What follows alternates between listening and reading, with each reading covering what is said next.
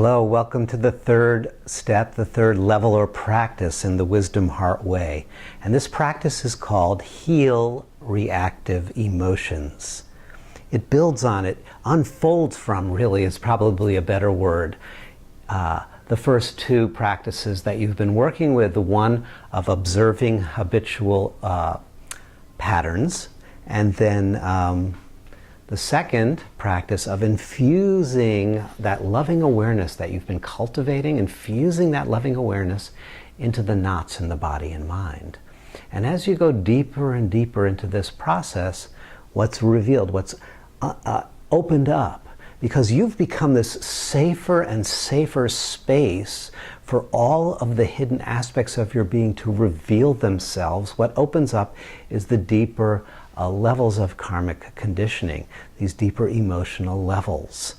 And what we see as we open to that, as we are able to receive those patterns into our loving awareness, what we see is that, and bear with me on this one, what we see is that all emotions are reactive. So I didn't say bad, I said reactive. Didn't say good, I said reactive. All emotions are reactive. And the process that we're in this third practice is the process of healing those reactive emotions. So what does healing mean? Healing comes from this root word about wholeness.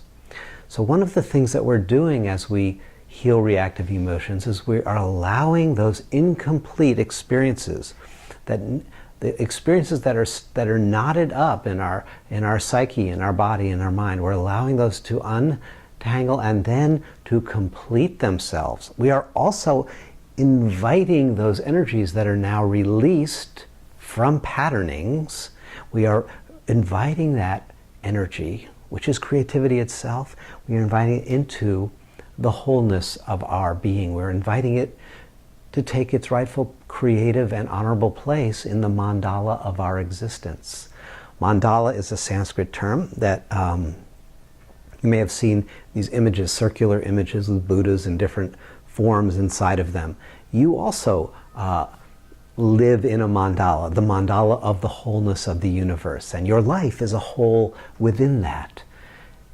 Of course, we've been conditioned and trained to regard certain aspects of our psyche, certain aspects of our being, certain aspects of life as holy, and we've been trained to regard other aspects as mean, grumpy, nasty, unholy, if you will. So that reminds me of a story from once upon a Zen time. There was a farmer, and the farmer's wife had passed on, so in order to honor her and to perform a sacred ritual, he invited the local Zen master to come to his house and perform a ritual. And the farmer said, before you perform this ritual, I want to ask, will my wife receive blessing? Will my wife receive liberation? And will my wife receive benefit from this ritual that you are about to perform? And the Zen master said, yes, your wife will receive, and your wife will receive blessing, will receive merit, will receive goodness from this ritual. And not only your wife, but all sentient beings will benefit from this ritual as well. The farmer nodded. It's a very wonderful teaching. It's a very beautiful idea. But I'm wondering, when you're doing the ritual, when you're doing the chant, that goes out and touches all beings, could you just exclude my neighbor? My neighbor is this mean, nasty, grumpy, disagreeable person, and I would just really like to exclude him from the benefit and the blessing of this ritual.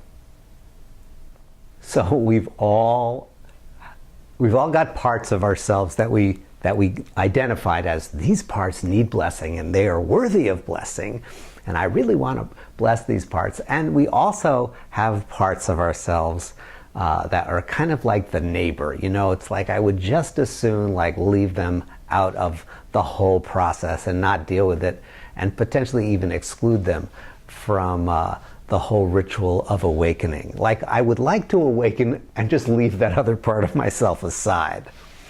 And this is what makes this whole third practice so powerful. Because through this practice, you learn to invite the neighbor in, to invite the neighbor into the warmth, to the hospitable environment, to the chrysalis of your heart, where together with you, the neighbor and you can become transformed again into a new and more integrated expression of life. The great Swiss psychologist C.G. Jung named these neighbors, these nasty neighbors in the psyche, he named them the shadow parts of ourselves, which he suggested were these tremendously rich life energies that we had been conditioned to reject, and that consciously we keep them as separate, and we disown them and don't allow them to become part of our ongoing experience of life and part of the way that we engage with our life. So what does this suggest? This suggests that at a deep level, we are in conflict with life itself, because life is always moving towards wholeness, towards integration. Life is always presenting, in other words, you and I with opportunities to witness, to bless, and to integrate any unredeemed and unacknowledged aspects of ourself. How does life do this? Life does this through every means necessary and any means necessary. And now, in this third practice of heal reactive emotions, we drop our defensive posture in the face of life and now, in fact, actively cooperate with that integrative impulse. We actively flow into the river of wholeness, and we bring the deeper levels of our being up so that we can integrate those that have been hidden in the shadow, really to live a fuller, more creative, more joyful life.